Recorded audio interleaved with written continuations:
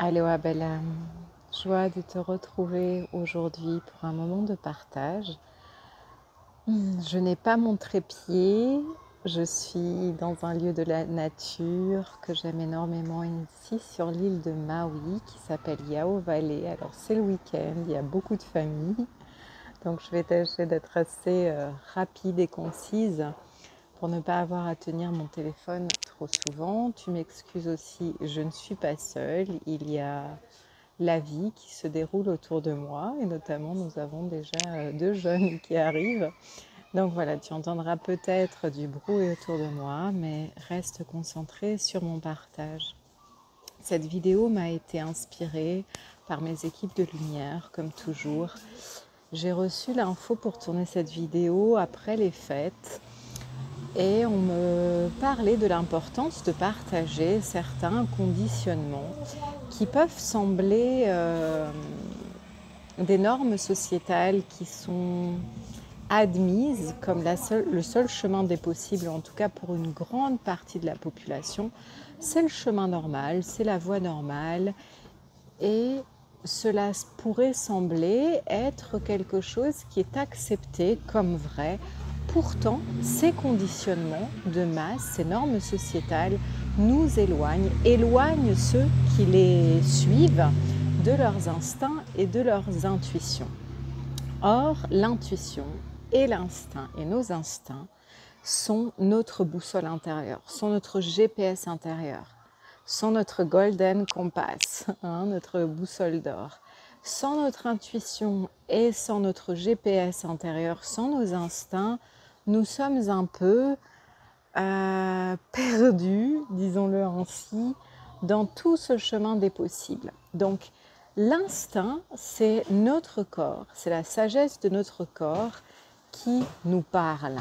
Notre intuition, c'est notre conscience supérieure, notre essence divine qui nous parle. Et ces deux ensemble, d'une part, une partie plus corporelle et instinctive, d'autre part, quelque chose qui pourrait sembler plus une descente d'une inspiration, un murmure ou tout simplement une sensation de connaissance intérieure de ce qui est le mieux pour nous.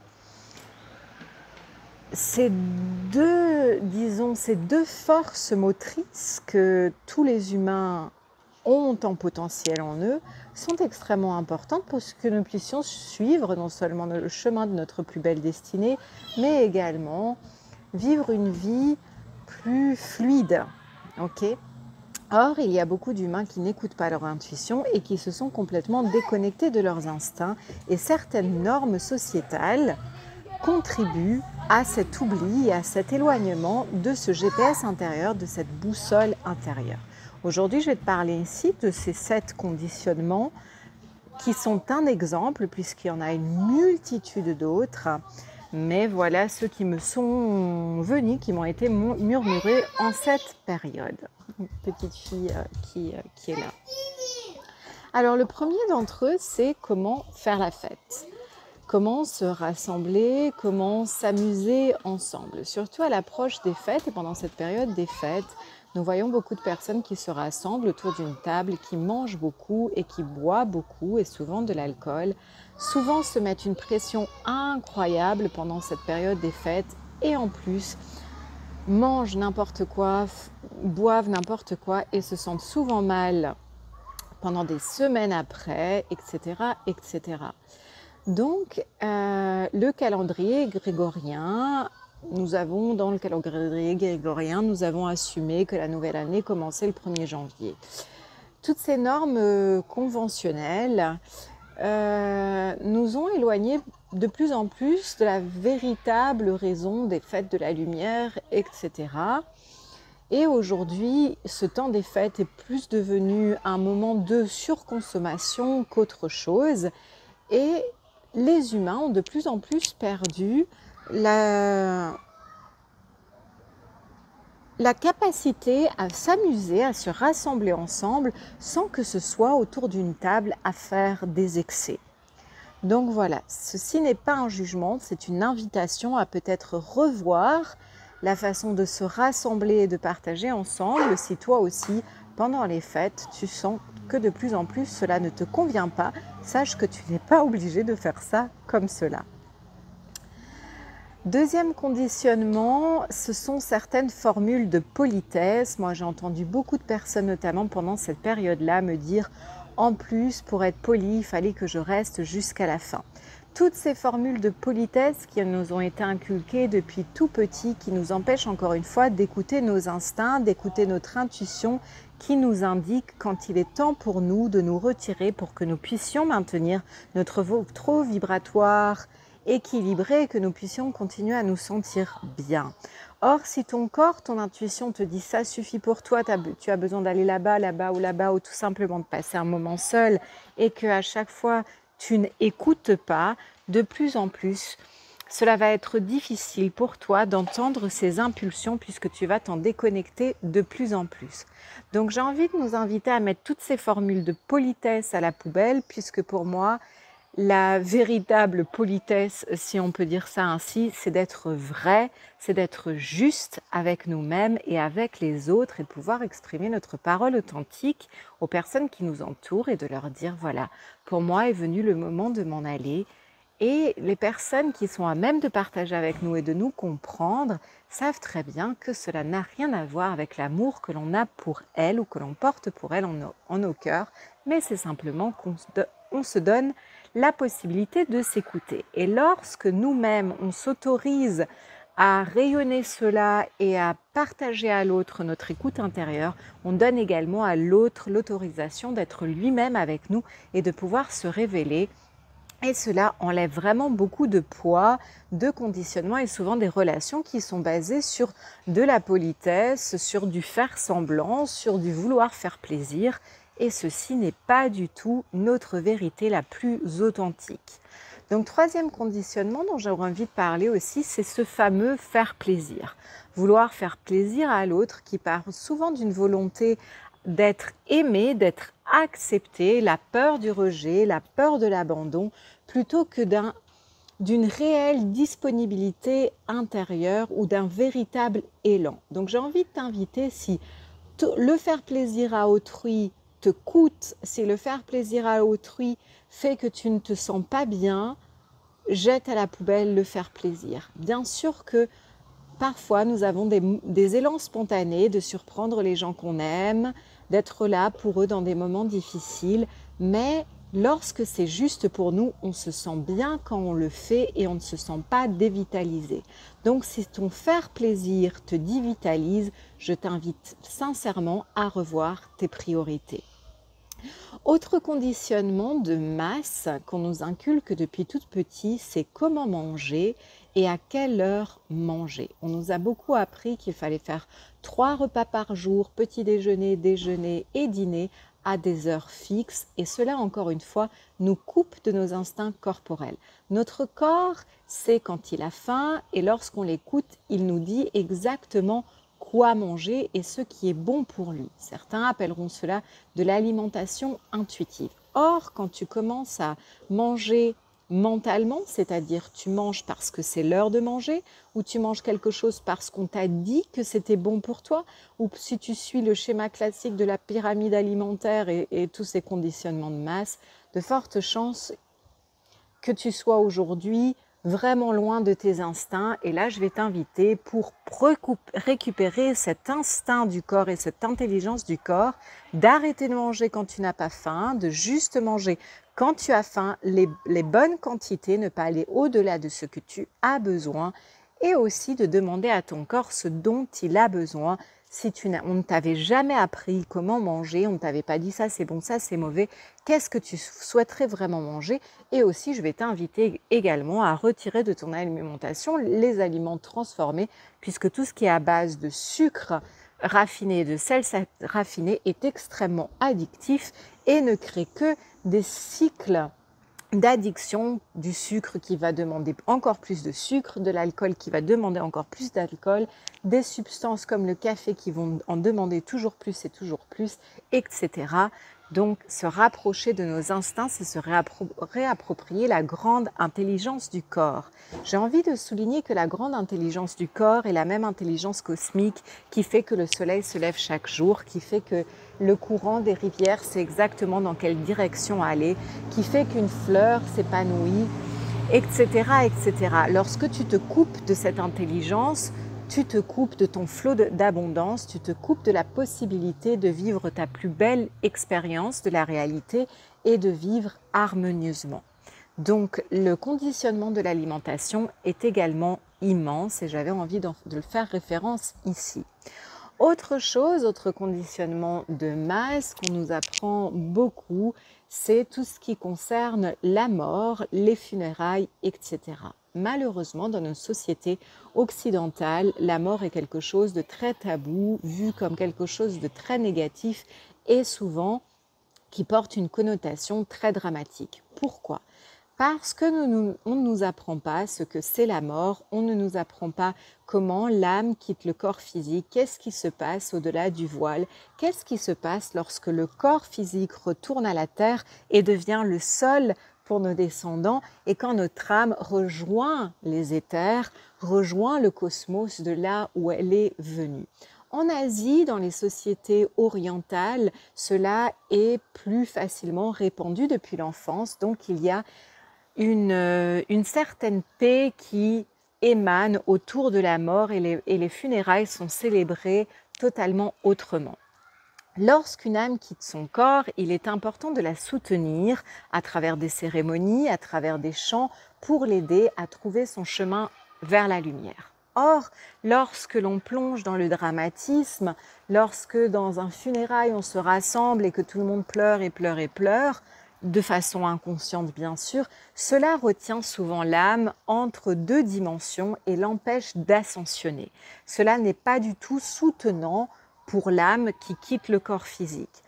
Donc ici, ce serait intéressant peut-être que tu commences à ouvrir ton esprit sur qu'est-ce que la mort ou de chercher à des connaissances sacrées qui pourront t'expliquer qu'est-ce qu'il y a au-delà et de l'incarnation pour que tu puisses peut-être accompagner les âmes qui s'envolent vers d'autres plans plus facilement. Et également, si on ne voyait pas la mort comme quelque chose, comme une fin en soi, on pourrait vivre cela de façon beaucoup plus harmonieuse. Moi, je me souviens quand ma maman a quitté son corps physique, bien sûr qu'il y avait des émotions en moi, mais j'ai senti son âme qui s'envolait tout doucement et qui quittait son corps tout doucement, une paix émanait dans la chambre et c'était magnifique. C'était une expérience magnifique, même si c'était difficile. Et lorsqu'on sent qu'il y a beaucoup plus que ce que l'on voit, nous ne vivons plus tant dans le dramatisme. Et certes, il y a des émotions et on ne doit pas nier nos émotions, mais néanmoins, c'est trouver le juste milieu entre accepter nos émotions mais sans tomber dans le dramatisme. La mort est une renaissance, la mort est l'opportunité pour l'âme de rejoindre l'unité avec la source et non une fin en soi. Donc soyons là pour soutenir les âmes qui s'envolent et ne les retenons pas dans un entre-deux qui n'est pas agréable pour elles. Ok. Autre chose que j'avais envie de te partager, le format classique du pour être heureux, il faut, le schéma classique du succès et de la réussite, c'est de faire des études, trouver un boulot, un job fixe qui nous rapporte de bons revenus pour acheter une maison, se marier, payer ses factures, avoir des enfants, avoir des animaux, avoir une belle voiture, etc. Partir en vacances, 1 mois par an, etc. Peut-être 2 pour les plus chanceux. Or, souvent, beaucoup de personnes qui suivent ce schéma classique se rendent compte qu'après avoir obtenu tout ce qui soi-disant était la formule parfaite, la recette parfaite pour le succès, se rendent compte qu'elles ne se sentent pas heureuses, pas comblées et se sentent tristes, démunies, démotivées et ne comprennent pas. Oui, puisque ce schéma classique, encore une fois, est un conditionnement qui nous a été inculqué à travers des programmations de masse. Or, Pour être heureux, pour se sentir épanoui, il s'agit encore une fois d'écouter les impulsions de nos âmes, écouter l'impulsion de nos cœurs qui nous mènera par certains chemins qui sont différents pour chacun, et pour certains ce sera peut-être ce format-là, et pour d'autres ce ne sera pas ce format-là. Et surtout, j'ai envie de dire que de plus en plus, nous nous apercevons bien que le schéma classique du travailler pour gagner de l'argent, faire toute sa vie un seul et même métier, qui nous rapporte simplement de l'argent pour payer nos factures, ça ne nous nourrit pas au niveau de l'âme. L'âme a besoin de s'accomplir, l'âme a besoin de sentir qu'elle déverse son amour, qu'elle agit par amour. Et c'est pourquoi il est fort important pour chacun de retrouver son flot créatif et d'être dans la créativité, de se poser la question: qu'est-ce que mon âme a envie d'offrir au monde et comment j'ai envie de contribuer au monde? Et ça, pour le découvrir, il faut souvent aller parcourir des sentiers moins battus et moins connus. Ok ? Autre grand conditionnement de masse, c'est la solitude. Que seul, c'est forcément pas bien. Que accompagné, c'est forcément mieux. Que quelqu'un qui passe beaucoup de temps seul, c'est toujours vu comme quelque chose d'assez négatif. Or, combien de personnes nous voyons en couple ou accompagnés et qui souvent sont très malheureux. J'observe beaucoup de couples autour de moi et je peux te dire, belle âme, que j'en vois très peu des couples qui sont réellement épanouis et réellement heureux. Donc moi, j'ai envie de t'inviter, si tu n'as jamais passé du temps seul ou tu n'as jamais passé une grande période seul, je t'invite à t'engager envers toi-même, à passer plus de temps seul pour voir la richesse de ce qui émerge, de ce contact avec toi-même, de cette connexion profonde avec toi pour te redécouvrir. À partir de cette connaissance de soi et de cette relation saine avec soi-même, nous sommes alors à même de créer des relations saines et épanouissantes. Sans cela, nous continuons à répéter des programmes, à répéter des cycles. Et je t'avoue que souvent, les couples que je vois ne passent leur vie qu'à répéter des cycles et des cycles et des cycles. Ils changent de partenaire et remanifestent les mêmes scénarios, les mêmes dynamiques relationnelles et ne comprennent pas pourquoi. Et ben, c'est tous ces programmes inconscients. Lorsqu'on ne se donne pas les moyens de se rencontrer soi-même et de se connaître, nous ne pouvons pas naviguer des relations saines et épanouissantes. Aloha belle âme, petite intervention dans ma vidéo puisque j'ai oublié de te partager quelque chose de très important. Le 23 janvier 2023, je vais être en direct, en ligne via Zoom à 20h en heure de France pour ceux et celles qui veulent me retrouver pour une soirée vibra-conférence et transmission activation de cœur diamant bleu. Qu'est-ce que nous allons discuter, faire ensemble pendant cette soirée? Dans une partie de la soirée, je vais te partager quelques clés initiatiques, quelques messages vibratoires reçus dans l'océan, les initiations que j'ai dû vivre dans le bleu pour aller à la rencontre de mes plus grandes peurs et les libérer de mes structures énergétiques et physiques. Donc nous allons aborder les thématiques de la peur à l'amour, comment vivre dans la grande liberté de nos êtres, comment être dans notre flow, comment vivre une vie inspirée pour accomplir notre plus grande destinée et comment il est tellement important d'aller justement à la rencontre de ces plus grandes peurs pour les libérer définitivement de nos structures et comment il est important de nous libérer de nos programmes subconscients. Puisque je vois beaucoup d'âmes se freiner, ne pas écouter leurs intuitions, je vois beaucoup d'âmes qui se limitent par leur peur, je vois beaucoup d'âmes qui en ont assez du métro, boulot, dodo, qui aspirent à plus grand, qui aspirent à se libérer et qui pourtant n'ont pas les clés. Donc dans cette soirée, je vais te parler de mon expérience, comment moi je suis passée de la peur à l'amour, comment j'ai libéré toutes ces peurs pour aujourd'hui pouvoir vivre ce que je vis dans l'océan. Cette date du 23/1/2023 est une date importante. Les grands dauphins de lumière insistent que c'est une date miroir qui est propice à la mise en clarté de certains mécanismes internes et à pouvoir alchimiser tout ça. Dans une deuxième partie de la soirée, je transmettrai une transmission soin, une activation profonde pour venir libérer de tes structures cellulaires et de ton champ d'énergie toutes ces distorsions vibratoires qui t'empêchent d'accéder à ton plein potentiel. Ces transmissions sont des activations puissantes cellulaires et de ton ADN cristallin pour révéler la vérité de ton être et ainsi recouvrer toutes tes potentialités. Ok ? Nous allons être plus ou moins 2 heures ensemble. Chaque vibra-conférence est différente. À chaque vibra-conférence, je partage des clés vibratoires différentes et les codes de lumière transmis sont différents. Donc, si tu as déjà assisté à une transmission précédente, mais que tu sens que tu as envie d'être là, sache que tu es la bienvenue, le bienvenu et que ce n'est jamais pareil. Donc, le 23 janvier à 20 h en heure de France, les inscriptions se font par mail et je te laisse toutes les informations dans la barre de description. N'hésite pas à regarder. Voilà, Balam, je te laisse avec la suite de la vidéo. Immense aloha.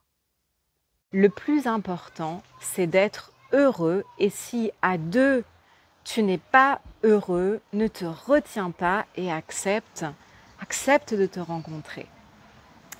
Et dernière chose que j'avais envie de te partager, je m'excuse parce que je me sens un peu déconcentrée parce qu'il y a beaucoup de monde autour de moi.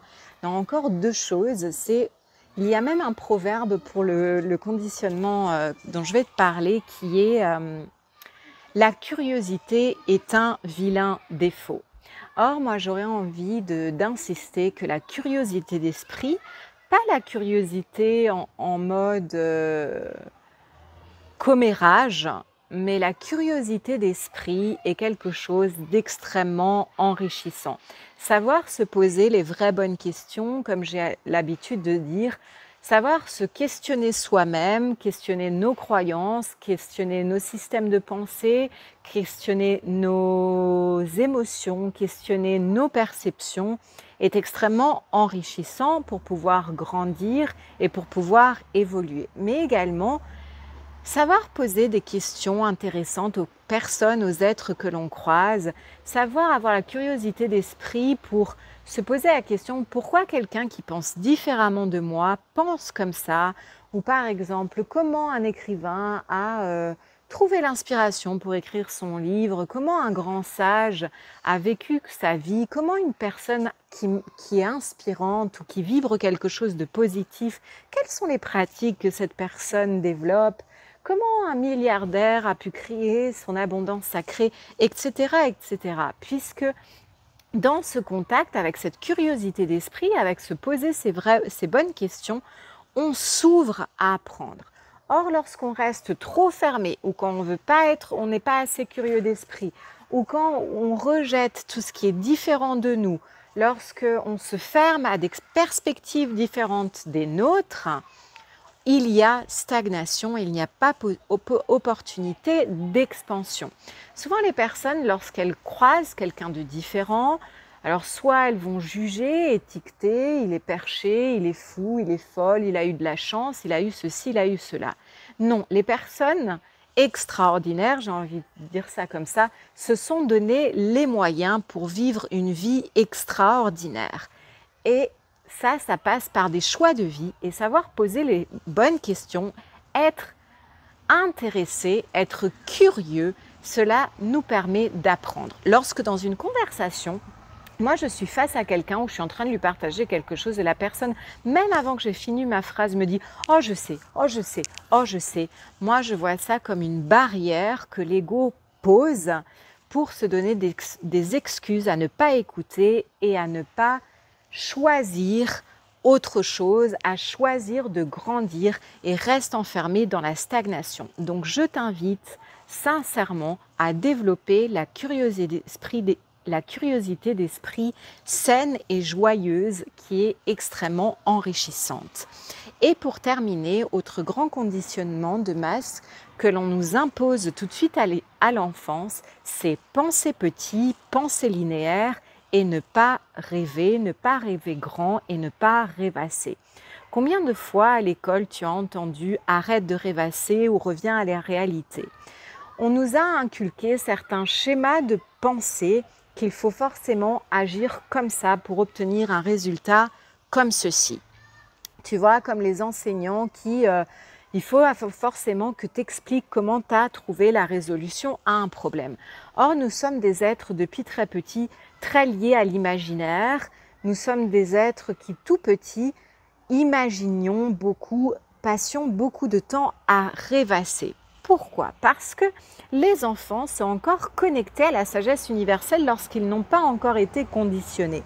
Donc les enfants se souviennent très bien, c'est une connaissance innée à l'intérieur d'eux-mêmes, que pour manifester, pour créer, pour concrétiser, dans le monde des formes, il nous faut rêver. D'abord, nous recevons les visions, les rêves, les impulsions, et puis nous dirigeons nos pensées, nos vibrations et nos actions inspirées vers la manifestation de nos rêves. Alors tout ça pour les enfants c'est inconscient, c'est une sagesse innée qui est encore en eux. Mais déjà tout petit, nous savons que rêver est important, que rêver est la base de la création et de la manifestation. C'est nos élans créatifs qui s'expriment à nous à travers notre imaginaire et c'est pourquoi s'offrir des temps de daydreaming, de rêvasser, de sentir, de s'immerger dans les visions, dans ces grands rêves est extrêmement important. Alors oui, belle âme, rêve grand, rêve beaucoup, mais surtout ne laisse pas ces rêves dans le monde éthérique. J'ai l'habitude de dire, transformons nos rêves en projets, c'est-à-dire qu'une fois que nous recevons nos visions sacrées, couchons-les sur le papier, transformons-les en projets et puis dirigeons nos pensées, notre énergie et nos actions dans la direction de ces rêves pour les accomplir et les accoucher dans le monde. Nous sommes des créateurs, nous sommes la source, nous sommes faits pour créer. Nous sommes tous l'émanation d'une pensée divine. Tu es une pensée divine, tu as été pensé par la source de ton être, c'est pour ça que tu es là dans le monde des formes. Et toi-même, tu es là pour manifester, tu es un créateur. Donc rêve grand et on enlève de notre dictionnaire le mot impossible. Tout est possible. Et lorsque ton mental veut te freiner, veut te limiter ou te dire « Oh mais non, ça c'est trop grand, oh mais non, ça c'est pas possible », je t'invite plutôt à changer de perspective et à poser les questions, à invoquer ta source, tes équipes de lumière, tes guides et à leur demander « Montrez-moi le chemin de possible pour concrétiser ce rêve. Montrez-moi comment faire lorsque ta conscience humaine ne sait pas. » Émerveillez-moi, guidez-moi, inspirez-moi pour que je puisse réaliser, concrétiser ce à quoi j'aspire. Tout est possible, belle âme. Sur ces belles paroles, je t'embrasse très fort et je te retrouve très vite dans une prochaine vidéo avec un peu de moins de bruit autour de moi. Allô.